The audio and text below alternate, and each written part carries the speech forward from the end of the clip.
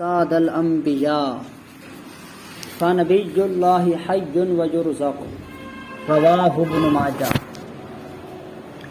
ابن ماجہ کی حدیث پاک ہے، حضرت سیدنا ابو الدرداء رضی اللہ تعالی عنہ راوی ہیں۔ حضور صلی اللہ تعالی علیہ وآلہ وسلم نے ارشاد فرمایا، جمعہ کے دن درود پاک کی کثرت کیا کرو کیونکہ یہ حاضری کا دن ہے۔ جمعہ کے دن فرشتے حاضر ہوتے ہیں۔ پھر حضرت ابو الدرداء رضی اللہ تعالیٰ عنہ فرماتے ہیں، آقا علیہ الصلوۃ والسلام نے ارشاد فرمایا کہ جب کوئی بندہ درود پاک پڑھتا ہے تو اس کے فارغ ہونے سے پہلے ہماری بارگاہ میں درود پاک پہنچا دیا جاتا ہے۔ حضرت ابو الدرداء رضی اللہ تعالیٰ عنہ عرض کرتے ہیں، یا رسول اللہ صلی اللہ تعالیٰ علیہ وآلہ وسلم، آپ کے ظاہری پردہ فرما جانے کے بعد بھی کیا ہمارا درود پاک آپ کی بارگاہ میں پیش کیا جائے گا؟ تو آقا علیہ الصلوۃ والسلام نے ارشاد فرمایا، بے شک اللہ تعالیٰ نے زمین پر حرام کر دیا ہے کہ وہ انبیاء کے جسموں کو کھائیں۔ بے شک اللہ کے نبی زندہ ہیں اور ان کو قبر میں رزق دیا جاتا ہے۔ حضور صلی اللہ تعالی علیہ وآلہ وسلم فرماتے ہیں کہ جو بندہ جمعہ کے دن 200 بار درود پاک پڑھتا ہے تو اللہ پاک اس کے 200 سالوں کے گناہوں کو معاف فرما دیتا ہے۔ بہقی شریف کی حدیث پاک ہے اور حضرت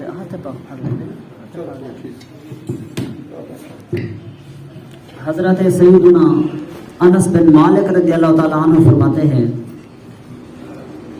کہ حضور صلی اللہ تعالی علیہ وآلہ وسلم نے ارشاد فرمایا، اگر کوئی بندہ درود پاک پڑھے اور وہ قبول ہو جائے تو اللہ پاک بندے کے 80 سالوں کے گناہوں کو معاف فرما دیتا ہے۔ اور یہ ہو نہیں سکتا کہ بندہ درود پاک پڑھے اور ادھر سے جواب ملے کہ ہم تیرا درود قبول نہیں کرتے۔ اس لیے آپ علیہ السلام فرماتے ہیں کہ دعا زمین اور آسمان کے مابین لٹکی رہتی ہے، جب اس کے اول میں اور آخر میں درود پاک پڑھ لیں تو پھر وہ دعا قبولیت کا درجہ پا لیتی ہے۔ صلو علی الحبیب صلی اللہ تعالی علی محمد صلی اللہ تعالی علیہ وآلہ وسلم۔ محترم میٹھے اور پیارے اسلامی بھائیوں، اللہ پاک ارشاد فرماتا ہے، یا ایھا الذین آمنوا اذا قمتم الی الصلاۃ فاغسلوا وجوہکم وایدیکم الی المرافق وامسحوا برؤوسکم وارجلکم الی الکعبین۔ اے ایمان والو، جب تو نماز پڑھنے کے لیے کھڑے ہوں تو اپنے چہروں کو دھو لو، اپنے ہاتھوں کو کونیوں سمیت دھو لو، اپنے سروں کا مسح کرو اور ٹخنوں تک اپنے پاؤں کو دھو لو۔ یہ نماز کے لیے طہارت ہے۔ الطہور الوضوء مفتاح الصلاۃ، کہ وضو نماز کی کنجی ہے، اور نماز کے بارے میں فرمایا، الصلاۃ مفتاح الجنہ، نماز جنت کی کنجی ہے۔ تو یہ طہارت حاصل کرنا یہ نماز کی کنجی ہے، وضو کرنا۔ حضرت آدم علیہ السلام جب جنت میں تھے تو ان کو حکم تھا، لا تقربا هذه الشجرہ، اس درخت کے قریب نہ جانا۔ وہ ایک درخت قربت تھا، قربت کا ایک درخت تھا، حکم تھا کہ اس درخت کے قریب نہ جانا، مگر حضرت آدم علیہ السلام اس شجرہ ممنوعہ کا درخت کھا لیا، پھل کھا لیا، تو ان پر حدود اور خروج لاحق ہوئی۔ تو اسی کے تحت شارحین اور مفسرین فرماتے ہیں کہ حضرت آدم علیہ السلام نے جو درخت کا پھل کھایا تھا، اس کے پھل کھانے میں ان 4 اعضاء کا خاص طور پر عمل تھا، ہاتھوں کا، چہرے کا، پاؤں کا اور منہ کا۔ فرماتے ہیں کہ آپ نے اپنے ہاتھوں سے اس درخت کو پکڑا، اپنے ہاتھوں کو اس درخت کے پھل کو پکڑا اور کھا لیا۔ پھر اس لیے حکم ہوا کہ اپنے ہاتھوں کو دھو لو، نماز پڑھنے کے لیے وضو کرتے وقت اپنے ہاتھوں کو دھو کونیوں سمیت۔ اور اسی طرح عقل کے ذریعے سوچا اور دل میں ارادہ کیا اور عقل کے ذریعے اس کو سوچا تو پھر اس کا درخت کھا لیا۔ کیونکہ شیطان قسمیں دے رہا تھا وَقَاسَمَهُمَا إِنِّي لَكُمَا لَمِنَ النَّاصِحِينَ، حضرت حوا اور حضرت آدم علیہ السلام کو قسمیں دینے لگا کہ میں تمہارا خیر خواہ ہوں، اس درخت کا پھل کھا لو، یا تو تم فرشتے بن جاؤ گے یا پھر تم ہمیشہ کے لیے یہاں پر رہو گے۔ تو وہ خدا کی قسمیں کھانے لگا تو وہ دونوں اس کی قسموں پر اعتبار کر بیٹھے، اس درخت کو کھا لیا، سوچ و بچار کر کے کھا لیا، پھر اس کے بعد اپنے منہ مبارک سے کھایا۔ پھر ظاہری بات ہے کہ اس درخت کے قریب تھوڑے چل کے بھی گئے ہوں گے، تو اس لیے پاؤں کو بھی دھونے کا حکم ارشاد فرمایا۔ جب بندہ اپنے ہاتھوں کو دھوتا ہے وضو کرتے وقت تو پھر بندے کے ہاتھوں کے گناہ جھڑ جاتے ہیں۔ اسی طرح جب بندہ بالعموم گناہ کرتا ہے اس دنیا کے اندر بھی تو بالعموم ہاتھوں کے ذریعے کثرت کے ساتھ گناہ کرتا ہے۔ اسی لیے قرآن پاک میں اللہ پاک فرماتا ہے ذالک بما قدمت ایدیکم، یہ وہی ہے کہ جس کو تمہارے ہاتھوں نے آگے بھیجا، یعنی جو تمہارے ہاتھوں نے اس دنیا میں کمایا تھا، قیامت کے دن جو تم دیکھو گے یہ تمہارے ہاتھوں کی کمائی ہوگی۔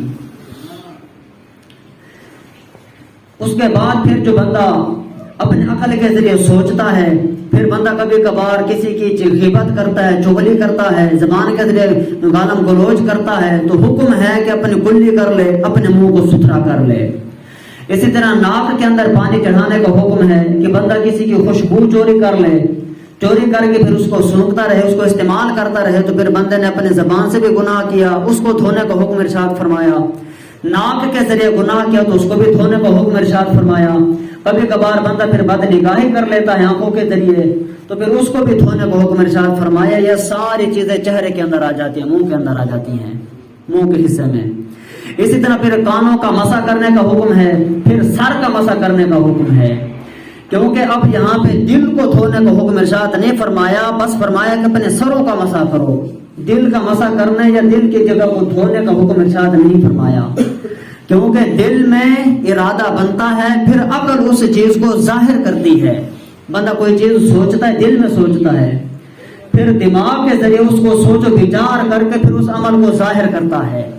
تو اس لیے جب اس نے سر کا مسح کیا تو اب اس کے دل کا اور دماغ کا جو تعلق تھا اس کے ذریعے سر کا مسح کرنے کی برکت سے پھر اس کے سر کے گناہ بھی جھڑ گئے، اس کے دل کے اندر کے باطن کے گناہ بھی جھڑ گئے۔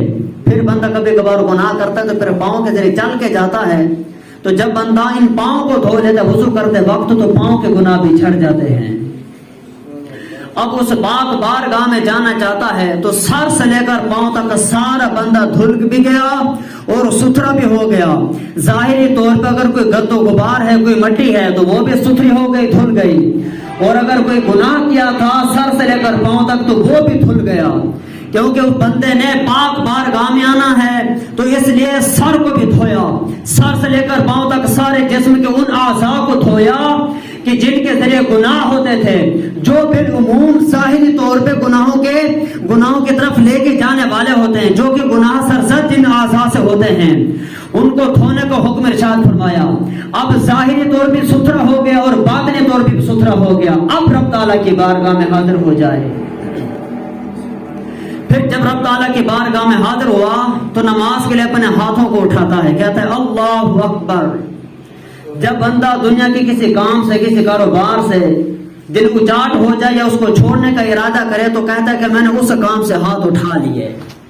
تو ان ہاتھوں کا اٹھا لینا اس بات کی طرف اشارہ کرتا ہے کہ بندے نے سارے دوستوں سے ہاتھ اٹھا لیے، اپنے رشتہ داروں سے ہاتھ اٹھا لیے، اپنے ماں باپ سے ہاتھ اٹھا لیے، دنیا کی ہر شے سے ہاتھ اٹھا لیے، اور عرض کرنے لگا مولا تعالیٰ میں نے تیرے لیے ہر شے کو چھوڑ دیا، میں نے تیرے لیے ساری دنیا کو ترک کر دیا، اس لیے کہتا ہے مولا تو ہر ایک سے بڑا ہے، اس لیے میں تیرے ساتھ جڑنے کا ارادہ رکھتا ہوں۔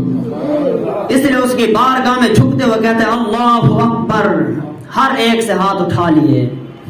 پھر اس کے بعد پڑھتے سبحانک اللہم، اے اللہ تو پاک ہے۔ یہاں پر مفسرین فرماتے ہیں جب اہل جنت میں ہوں گے تو ایک دوسرے کو جب سلام و تحیت کریں گے تو وہاں پر بھی ان کی پہلی پکار یہی ہوگی سبحانک اللہم و تحیتہم فیہا سلام، کہ جنت کے اندر ان کی پہلی تحیت، پہلی سلامی یہی ہوگی کہ مولا تو پاک ہے. اور جب نماز پڑھنے کے لیے بندہ کھڑا ہوتا ہے تو پہلے بندے کی پہلی سلامی اور پہلی تحیت بھی یہی ہوتی ہے کہ مولا تو پاک ہے. تو اب بندہ یہاں پر دنیا کے اندر کھڑا ہو کر بھی اس بندے کے مشابہ ہو جاتا ہے جو جنت کے اندر ہوں گے. یہی نماز بندے کو جنت تک لے جاتی ہے. پھر عرض کرتا ہے مولا تعالیٰ تیرے لیے حمد ہے، تیرے لیے بلندی ہے، تیرے لیے بزرگی ہے، جہاں تک کہ تیرا کوئی شریک نہیں ہے. تو وحدہ لا شریک ہے، ولا الہ غیرک، تیرے علاوہ کوئی معبود نہیں، تو اکیلا معبود ہے.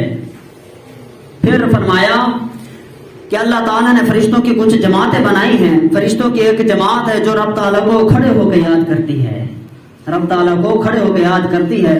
اس کو جھکنے کی یا سجدے میں جانے کی یا نیچے بیٹھ کے قعدہ میں بیٹھ کے رب تعالیٰ کو یاد کرنے کی اجازت نہیں ہے.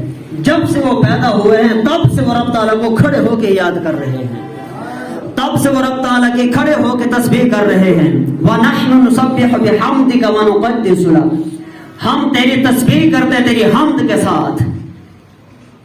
جب بندہ قیام کرتا ہے، کھڑا ہو کے رب تعالیٰ کو یاد کرتا ہے، نماز پڑھتا ہے، تو گویا اس وقت ان فرشتوں کی ساری جماعت کی عبادت کو گھیرا ڈال لیتا ہے.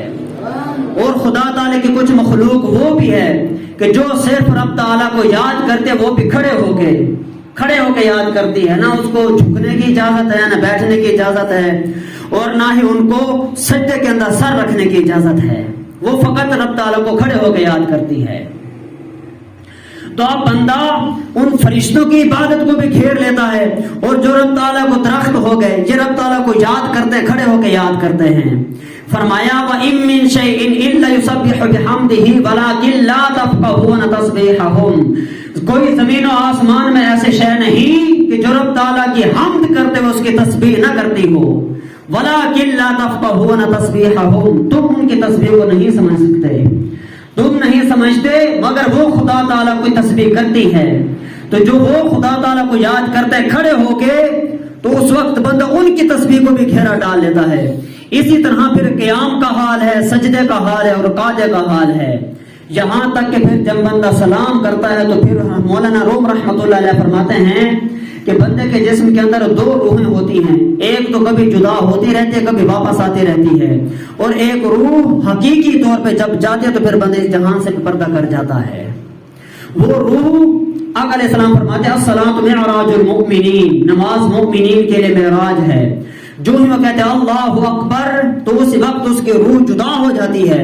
جو ہی سلام پھیرتا تو پھر وہ روح واپس لوٹ آتی ہے. بندہ تو دنیا میں کھڑا ہوتا ہے مگر اس کی نماز معراج تک اس کو لے کے جاتی ہے. اللہ پاک ہم سب کو نماز کا پابند بنائے اور نماز کی مصلحت کو سمجھنے کی توفیق عطا فرمائے.